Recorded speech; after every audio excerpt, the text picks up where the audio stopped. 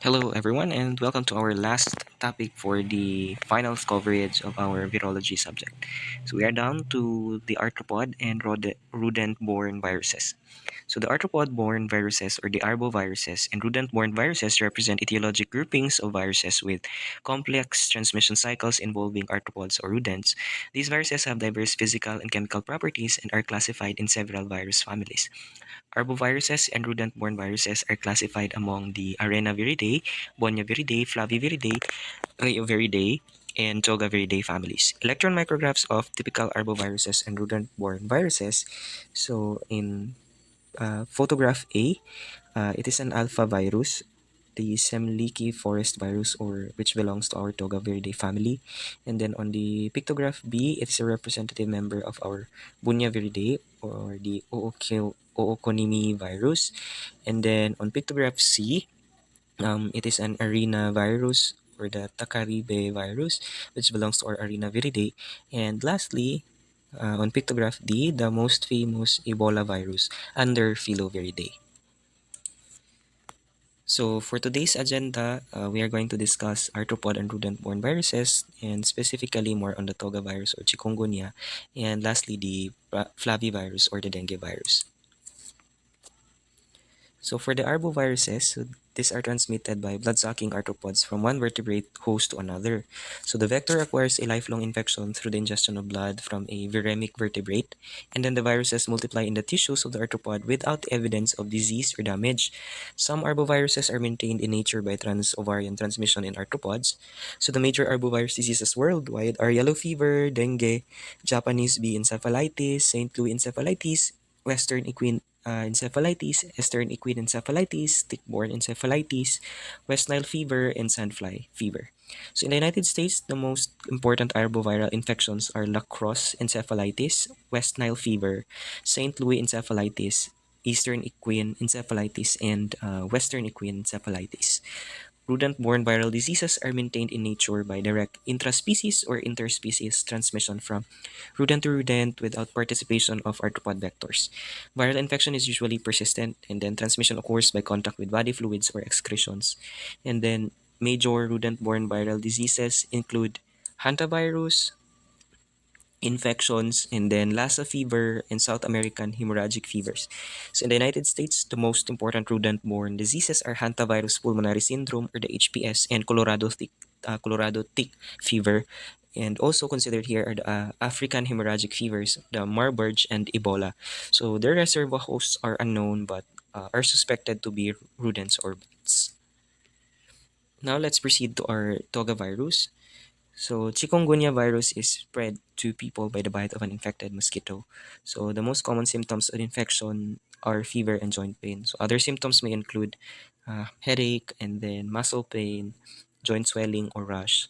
Outbreaks have occurred in countries in Africa, America, Asia, Europe, and the Caribbean, and then Indian and Pacific Oceans. So there is a risk of the virus will be spread to unaffected areas by infected travelers, and then there is currently no vaccine to prevent or medicine to treat chikungunya virus infection. So next is the classification and structure. So it belongs to the genus Alphavirus. They are spherical, they are positive sense single-stranded RNA, they are envelope, and it contains 3 or 4 major structural polypeptides, and 2 of which are glycosylated. So chikungunya virus is primarily transmitted to people through the bite of an infected mosquito, mainly Aedes aegypti and Aedes albopictus. So people are the primary host of chikungunya virus during epidemic periods.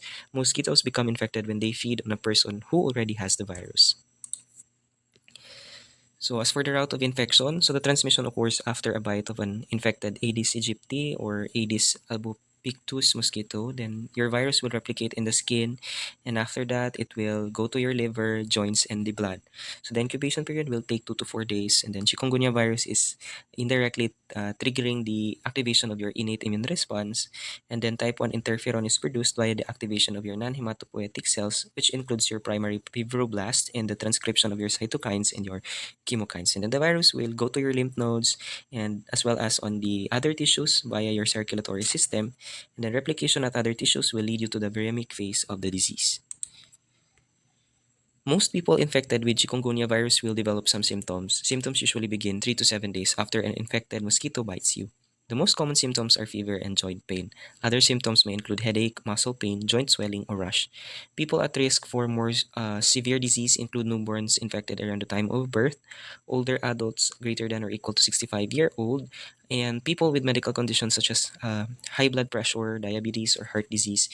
Most patients feel better within a week. However, joint pain can be severe and disabling and may persist for months. So death from chikungunya is rare.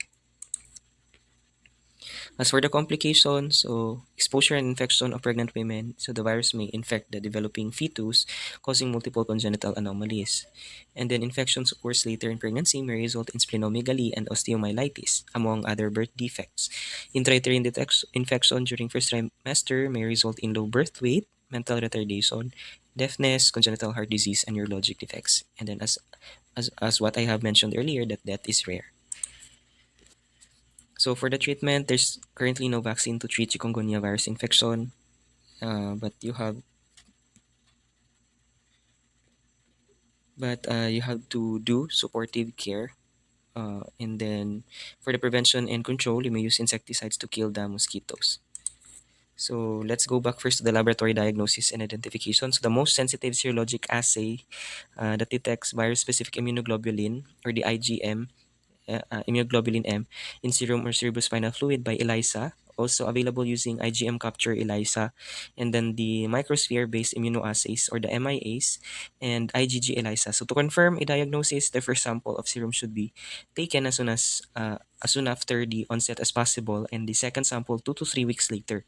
The cross-reactivity within the alpha virus or the flavivirus group must be considered in making the diagnosis, because after a single infection by one member of the group, antibodies to other membranes may also appear. Going back to prevention and control, so you can use insect repellents with substances such as DEET, picaridin, OLE, and PMD as recommended by the Environmental Protection Agency. So you can also use mosquito nets, window screens, and covers indoors. So you must remove any stagnant water where the mosquitoes can lay their eggs. Now let's proceed to the next virus. So we are on your flavivirus, so specifically on the dengue virus. Dengue viruses are spread to people through the bite of an infected Aedes species such as Aedes aegypti or Aedes albopictus mosquito. Almost half of the world's population, about 4 billion people, live in areas with a risk of dengue. So dengue is often a leading cause of illness in areas with risk.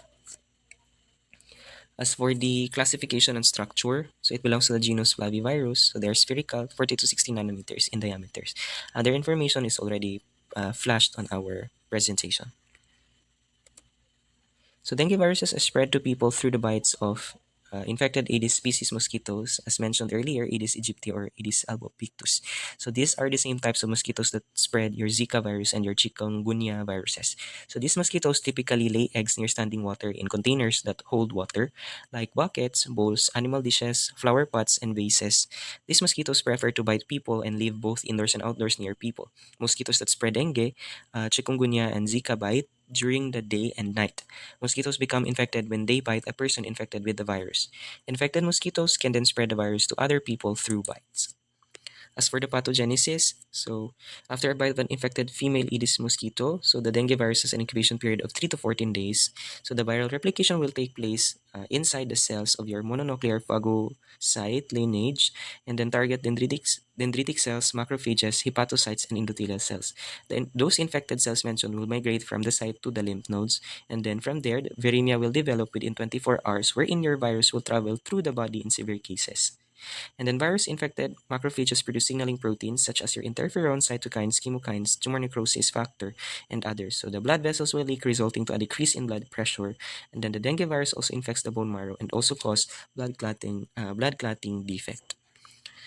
Mild symptoms of dengue can be confused with other illnesses that cause fever, aches, and pains, or a rash. So the most common symptoms of dengue is fever with any of the following that I will be mentioning. So nausea, vomiting, rash, aches, and pains. So it could be eye pain, typically behind the eyes, or the muscle pain, joint pain, or even bone pain.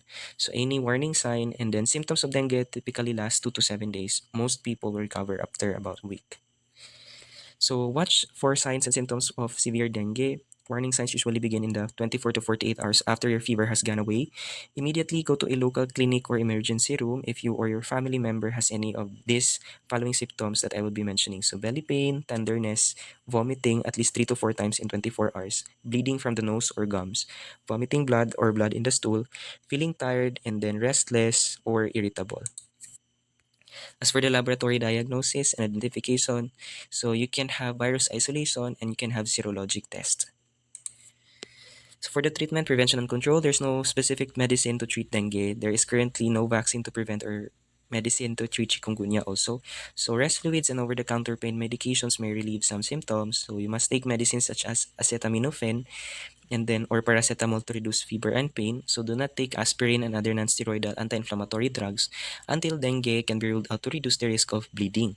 So if you have chikungunya, prevent mosquitoes for the first week of your illness, and then during the first week of illness, chikungunya virus can be found in the blood. So the virus can be passed from an infected person to a mosquito through mosquito bites, and then an infected mosquito can then spread the virus to other people. So for the summary of our today's lesson, so what are the arthropod and rodent-borne viruses? So what are the different kinds of arthropod and rodent-borne viruses? And then the classification and structure of the virus and pathogenesis, and then the clinical manifestations, complications, laboratory diagnosis and identification, and then lastly is the treatment, prevention, and control. And that ends our last topic for the finals term, everyone. So thank you so much for listening, and I hope that you have learned something for this arthropod and rodent-borne viruses video. Stay safe and God bless you all, everyone.